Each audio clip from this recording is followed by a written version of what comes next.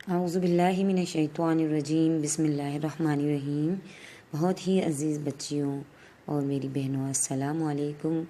سلامتی ہو آپ سب پر، کیسی ہیں آپ سب؟ مجھے امید ہے کہ آپ سب خیریت سے ہوں گے۔ چلیے آج کی کلاس ہم اسٹارٹ کرنے سے پہلے دعا پڑھتے ہیں، سب مل کے میرے ساتھ پڑھیے۔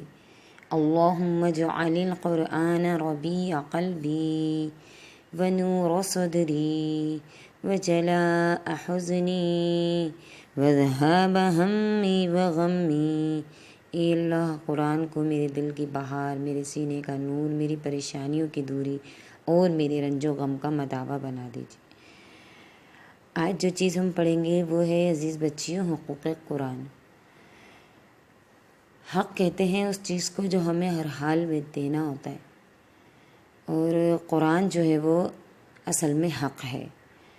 اور اس کے حوالے سے امام غزالی کیا فرماتے ہیں کہ حق تلاوت یہ ہے کہ تلاوت میں زبان، دل، عقل، یہ تینوں چیزیں شریک ہوں گی۔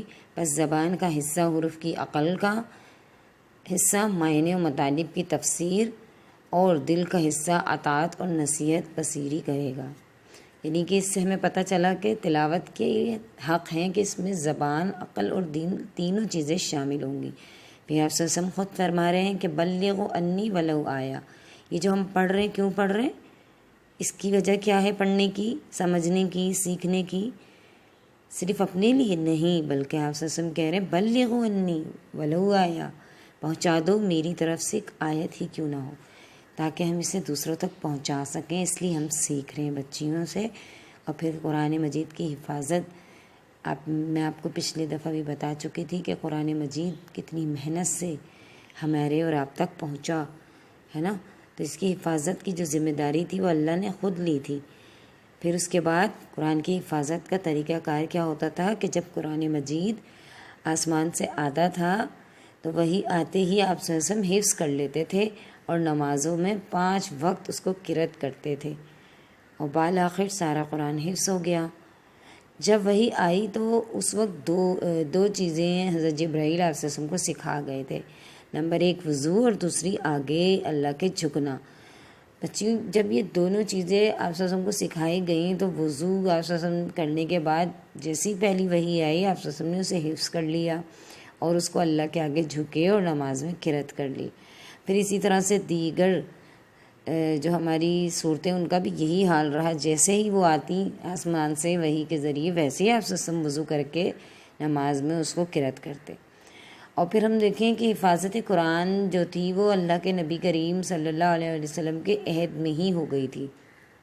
آپ صلی اللہ علیہ وسلم نے اس کو اپنی زندگی میں ہی جو ہے وہ محفوظ کر لیا تھا، جبھی تو آج ہم تک اور آپ تک یہ پہنچا۔ جیسے کہ پہلی وحی میں جو آپ نے پڑھا ہوگا نا، لفظ اقرا کا لفظ آیا ہے، اور اس میں صرف اقرا کا مطلب ہوتا ہے پڑھنا، اور آگے قلم کا بھی ذکر آیا پہلی وحی میں۔ تو آپ صلی اللہ علیہ وسلم نے حفظ کے ساتھ ساتھ اس کو لکھوانے کا بھی اہتمام کر دیا۔ یعنی کہ کتنی دیکھیں ذمہ داری والا کام ہوتا ہے کہ اگر ایک چیز آ رہی ہے اور اس کو کہا جا رہا ہے کہ آگے پہنچانا ہے، تو اللہ کے نبی کریم صلی اللہ علیہ وسلم اس کو پہنچانے کی غرض سے اس کو لکھوا لیتے ہیں، ہے نا۔ پہلے خود اپنے دل میں حفظ کرتے ہیں، صحابہ کو کرواتے ہیں، اور پھر اس کو لکھوا بھی لیتے ہیں۔ اور پھر اس کے مختلف طریقے تھے اس کو حفظ کرنے کے۔ آیت کے نزول کے فوراً بعد جس صحابی کو لکھنا آتا تھا نا، تو آپ صلی اللہ علیہ وسلم اسے املا کرا دیتے تھے، ڈکٹیٹ کروا دیتے تھے، اور پھر کیا ہوتا تھا اس سے سنتے تھے بآواز بلند۔ آپ صلی اللہ علیہ وسلم قرآن سنتے بھی تھے اور صحابہ کرام کے سامنے سناتے بھی تھے رمضان الکریم میں۔ اور پھر صحابہ کرام سے کہا جاتا تھا کہ آپ ان نسخوں کو دوبارہ سے درست کر لیں، اور یہ عمل جو تھا وہ عرضۂ پیشکش کہلاتا تھا۔ اس طرح سے آپ صلی اللہ علیہ وسلم جو ہے وہ قرآن کو روزانہ ڈکٹیٹ بھی کرواتے تھے۔ اور حفاظت قرآن کے طریقے میں ہم دیکھیں کہ آیت کے نزول کے فوراً بعد جس صحابی کو لکھنا آتا تھا اسے املا کرا دیتے تھے، ہے نا۔ اور پھر صرف لکھنا پڑھنا ہی نہیں، بلکہ بار بار اس کو سنا بھی جاتا تھا، اور اس سے اونچی آواز میں خود بھی سنایا جاتا تھا تاکہ میچ کر لیں کہ میں نے اور انہوں نے صحیح لکھا ہے یا نہیں۔ اور پھر ہم دیکھیں بچیوں کہ قرآن کی حفاظت آپ صلی اللہ علیہ وسلم کی زندگی میں ہو چکی تھی۔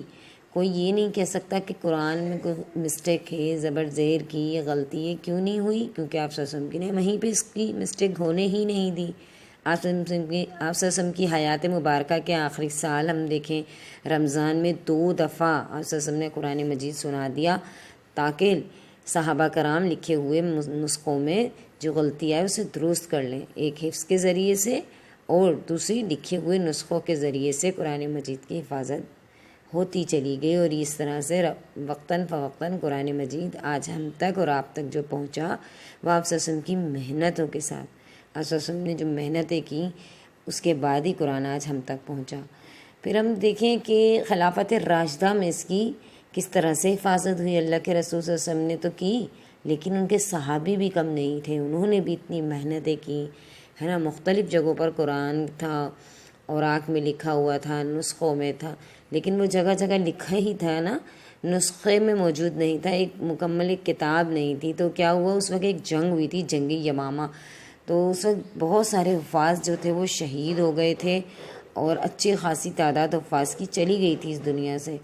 تو پھر حضرت عمر نے اس ضرورت کو محسوس کیا کہ حافظ قرآن تو چلے گئے، اب ہم قرآن کو کس طرح سے آگے پہنچائیں گے؟ تو اس وجہ سے انہوں نے اس قرآن کی ذمہ داری کو سمجھتے ہوئے حضرت عمر نے کیا کیا، قرآن کو نسخوں کی صورت میں لانے کی کوشش کی۔ حضرت ابوبکر کے ساتھ مل کر، زید بن حارثہ کو تو ہم جانتے ہیں، وہ کاتب وحی تھے، وحی کو لکھا کرتے تھے۔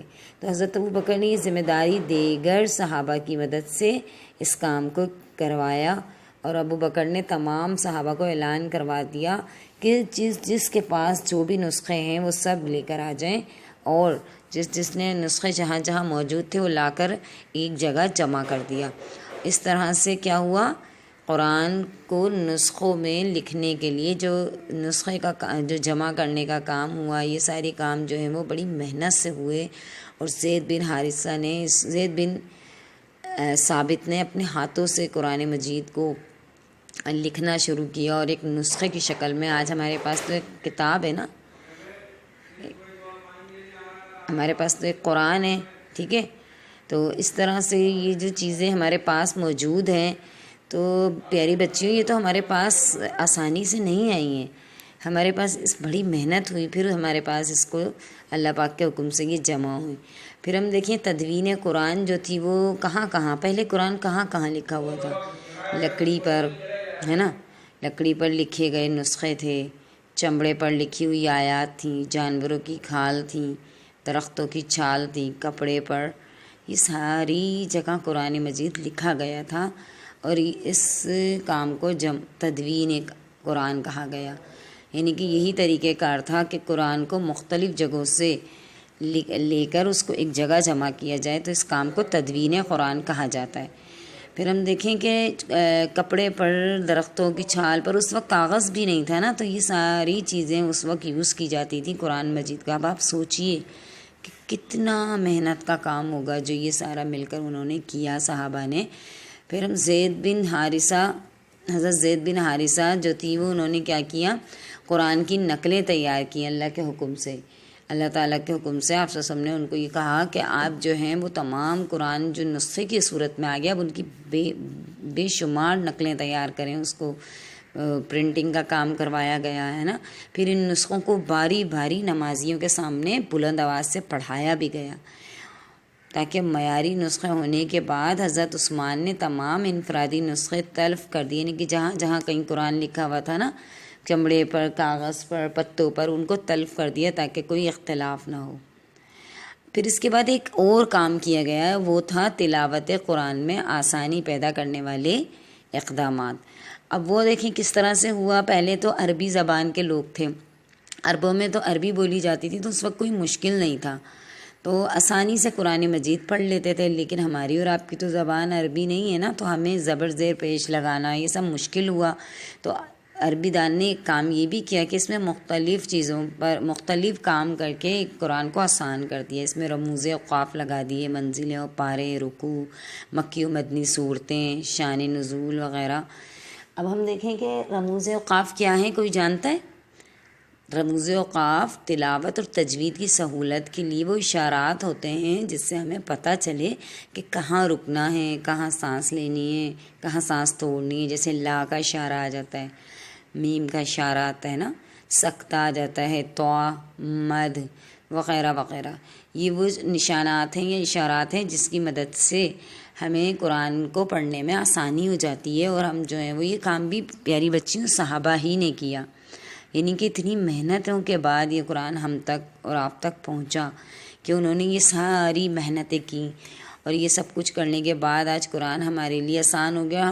ہم اور آپ، ہمارے جتنے بھی شاگرد ہیں، ہم انہیں بہت آسانی سے اس کو پڑھا لیتے ہیں۔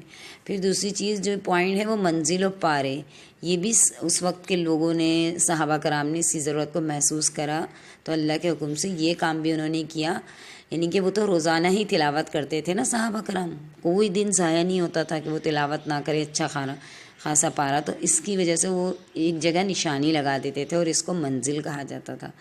پھر رکوع کی بھی نشانی آپ کو پتہ ہے کہ عین کی شکل ہوتی ہے قرآن میں، جس جگہ بھی تو رکوع کی علامت ہوتی ہے۔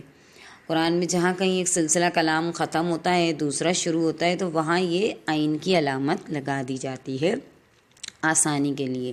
اس طرح سے ہم جیسے تراویح وغیرہ میں بھی قرأت کرتے ہیں تو کس طرح سے ایک رکوع پڑھ لیتے ہیں، 2 رکوع، تو یہ عین کی جو علامت ہے یہ رکوع کی ہے، اس سے ہمیں آسانی بھی ہو جاتی ہے قرآن پڑھنے میں، اور یہ کام بھی صحابہ کرام نے ہی اس کی ضرورت کو محسوس کرتے ہوئے کروایا تاکہ ہمارے لیے اور آپ کے لیے قرآن کو سمجھنے میں آسانی ہو جائے۔ پھر مکی اور مدنی صورتیں بھی اس میں انہوں نے تفریق کروائیں۔ صورتوں کے شروع میں مکی مدنی تو لکھا ہی رہتا ہے نا، تو جو صورتیں ہجرت سے پہلے نازل ہوئیں وہ مکی، اور جو صورتیں ہجرت کے بعد نازل ہوئیں وہ مدنی ہوتی ہیں، یہ نشانی بتا دی گئی۔ تو اس طرح سے بھی اور آسانی ہو گئی ہمیں اور آپ کو مکی اور مدنی کا فرق کرنے کے لیے۔ وہ صورتیں جو مکے میں نازل ہوئیں، جو چھوٹی چھوٹی صورتیں تھیں، ہے نا، جس میں توحید، رسالت، ان ساری باتوں کا ذکر تھا، اور جس میں بڑے بڑے قوانین تھے، وہ مدنی صورتیں تھیں اور بڑی صورتیں تھیں۔ پھر شان نزول بھی ہم اور آپ بہت اچھی طرح جانتے ہیں کہ ہر صورت سے پہلے ہم شان نزول جو پڑھتے ہیں، یہ بھی اس وقت کے عربی دانوں نے یہ کام کیا تھا کہ قرآن مجید وقتاً فوقتاً نازل ہوا تھا، بعض اوقات کسی واقعے یا حالات کے متعلق آیات نازل ہوئیں، ان آیات کا کوئی نہ کوئی پس منظر ہوتا تھا جو سبب نزول یا شان نزول کہلاتا تھا، اور آپ دیکھیں کہ اس کو ہم پڑھ لیتے ہیں تو ہمیں پوری صورت بآسانی سمجھ آ جاتی ہے، تو یہ بھی ایک بہترین کام تھا جو انہوں نے کیا۔ پھر ترتیب قرآن کا کام جو کیا وہ بھی اسی میں شامل ہے۔ جیسے ہم دیکھیں کہ قرآن کی جو ترتیب ہمیں نظر آ رہی ہے نا، یہ نزول کی ترتیب نہیں ہے، کیونکہ اقرأ بسم ربک الذی جو تھی سورہ علق، یہ سب سے پہلی آیت ہے نا، سب سے پہلے نازل ہوئی تھی، لیکن یہ تو قرآن مجید کے سب سے آخری پارے میں ہے، ایسا کیوں؟ تو اس کا یہ مطلب ہوا کہ قرآن کی جو ترتیب ہمیں ابھی نظر آ رہی ہے وہ نزولی ترتیب نہیں ہے۔ پھر ہم یہ دیکھیں کہ ترتیب قرآن جو تھی وہ، جبکہ وہ تو قرآن کے بالکل آخر میں جو صورتیں ہیں، اس کا مطلب یہ ہے کہ اللہ کے حکم سے ہی یہ ترتیب ہوئی تھی، اور اس وقت کے صحابیوں نے ان کی ضرورت کو محسوس کیا، اور اس کے بعد یہ ترتیب رکھی گئی تاکہ ہم پہلے آسانی سے مشکل کی طرف آئیں، ہے نا، پہلے ہم چھوٹی صورتیں پڑھ لیں، پھر بڑی صورتیں، آہستہ آہستہ اس طرح سے کرتے کرتے پورا قرآن ہمارے لیے آسان بنا دیا گیا۔